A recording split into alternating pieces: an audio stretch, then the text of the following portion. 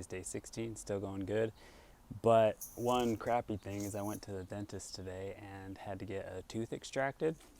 And they told me I can't chew on anything super chewy or hot or cold for a little bit. So I've had eggs today, and this is a little wrench thrown in the machine that I didn't think would happen, but it's all good.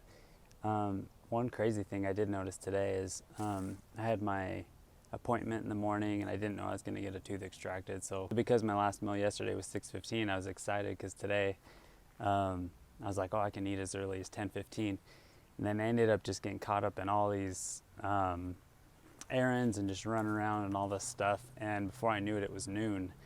And I didn't once think like, man, I'm hungry, I gotta eat. And it's just kind of crazy how my body's adapted to this just in 2 weeks. I would go that long without eating, but very often I would have a migraine towards the end of the day because I waited too long to eat, or I wasn't hydrating properly, or I just felt super hungry. My stomach started hurting, like would get really sharp pains in my stomach. And so this was really interesting today. I was like, oh my gosh, I was supposed to eat at 10:15, and I think I ended up eating at 1:30 and just ate eggs because my tooth is sore as hell. And so that was really interesting to notice today, that I wasn't even like dying to eat. I wasn't super starving, and I feel like my body's regulated well to doing this. So that's a good sign. All right, so today is day 18, and I should have eaten at like noon, but it's 2:30 and I'm just getting around to it because I've just been running around. And that's been such a cool thing about this diet is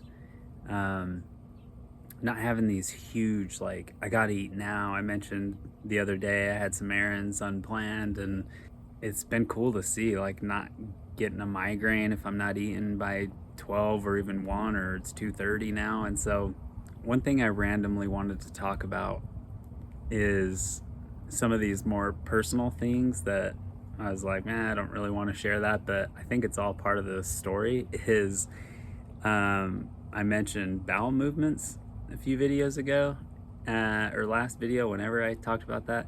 This time I want to talk about body odor. It's kind of crazy how like body odor's gone away.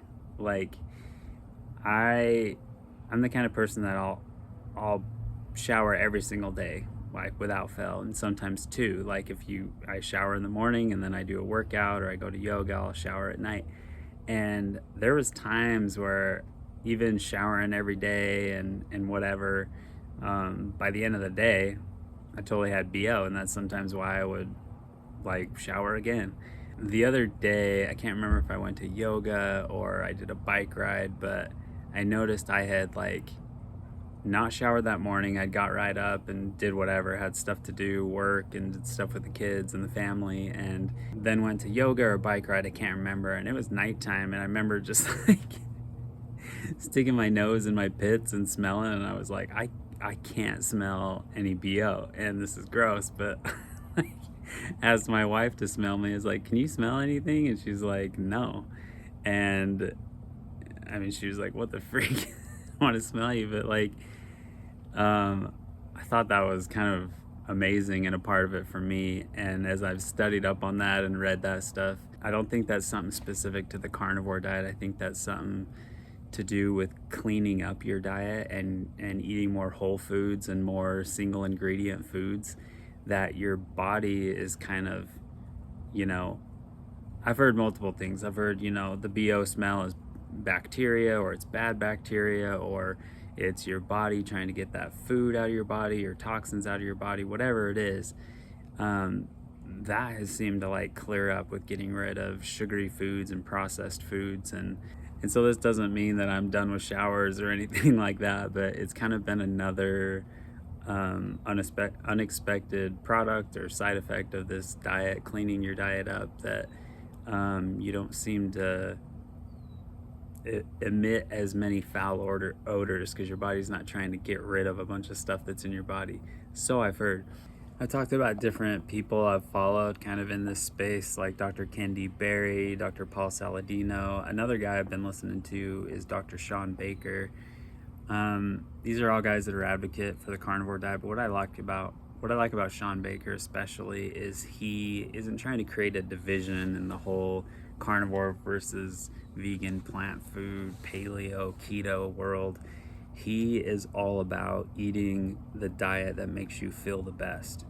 And that's where I'm at on the spectrum. That's where I've done the plant-based diet when thinking about animals and losing their lives, and then I did research on farms and agriculture and how many animals are killed and that whole process with tractors and pesticides killing bugs. And I mean, it's kind of tough nowadays to do harm-free eating, even if you're just eating fruits and vegetables. And so I've moved more into this space lately of eating to feel good and exercising to feel good, not to look a certain way and not for any other reasons other just to have mental clarity and physical endurance and feel well, feel energy, and feel not sick, not in pain, not sore, not constantly with some type of ailment. So that's where I fall on this. And so overall it's been awesome. I mean, I think I have like 12 days left, and it's funny. I showed a video a little bit ago of when I was at the grocery store with my daughter, and I held up those Easter egg candies or something. I was just like, oh, I didn't film this part, but I bought those with the intention of like, as soon as this 30 days is up, that's gonna be my reward, is eating some candy. And I told my wife this morning, I was like, I really don't. I think today's the day that my cravings have subsided. Yeah, I still want the coffee and I'd be stoked to eat some more snacky foods, but it's kind of funny how today I've noticed that those cravings are basically gone. My wife had a coffee this morning, took a sniff of it. I'm like, man, I still love that smell. I still would love to drink it, but there's not so much tension in it. I don't feel anymore that I'm like constantly needing to snack.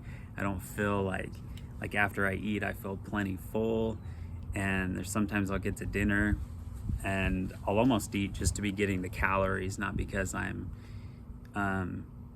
feeling super hungry or starved. It's more just like, I know I haven't eaten enough calories for the day. I know I need some more protein, need some more fat, need just more electrolytes. And so, you know, that's kind of what last night was. It was kind of just like, yeah, I know I haven't really eaten enough calories yet today, so had some chicken. And anyway, that's just been cool for me because I've mentioned this so many times, but there was a time in college and then times when I was in like graduate school that my diet was so subpar. I remember in undergrad, there was a very consistent time where I would go to school.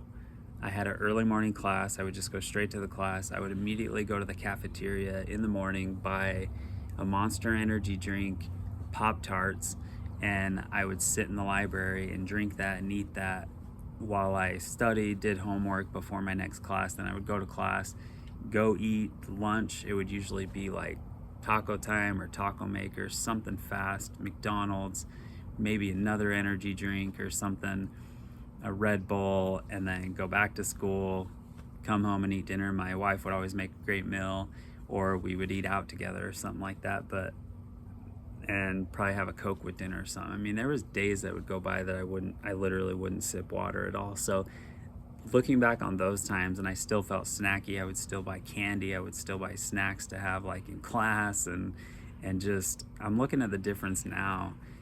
And that's a kind of a feeling I want to hold on to, and just remembering this part of that is like those cravings do go away. You just got to be diligent. You got to go long enough for that to happen. And I've seen that many times when I've stopped caffeine for a year. Like I literally didn't crave the soda, the caffeine, or anything. I kind of just got to a year and was like, oh, that was fun. I'll have a coffee for a celebration, or I'll have a Coke, or I'll have a Red Bull, and I'm just right back in it, you know. So that's one thing I've noticed I hope I can hold on to, is just not all my ailments are gone by any means or anything, but already in such a short amount of time, if you're just diligent, 2-3 weeks, you will notice these big changes that are positive. And so one thing I've liked about Dr. Sean Baker is he talks a lot about in medicine there's not talk of prevention. It's all about after the problem is already there, how do we fix it? And so he's like, if we can focus our minds on illness prevention, then we'll always be heading in this positive direction, because we'll be doing the things that will prevent this illness instead of emergency chaos moments where you're in it, you're feeling sick, or you have anxiety, depression, you have these things, and it's just trying to and I think sometimes there's no way of avoiding that, but instead of doing damage control, we're doing prevention control. And so that's kind of a space I feel I've moved into, and trying to stay in that is just eating for wellness, for illness prevention. The food industry has made it all too easy for us to get food that's just quick and fast, and most things that are quick and fast, even like keto snacks, paleo snacks that are sold, they come packaged with a lot of ingredients, a lot of preservatives, and so overall it's going good. Day 18, I'm not stressed at all about having 12 more days to do this. I'm kind of set into something now that feels organic and good so far, so we'll see how it goes. So thanks for watching.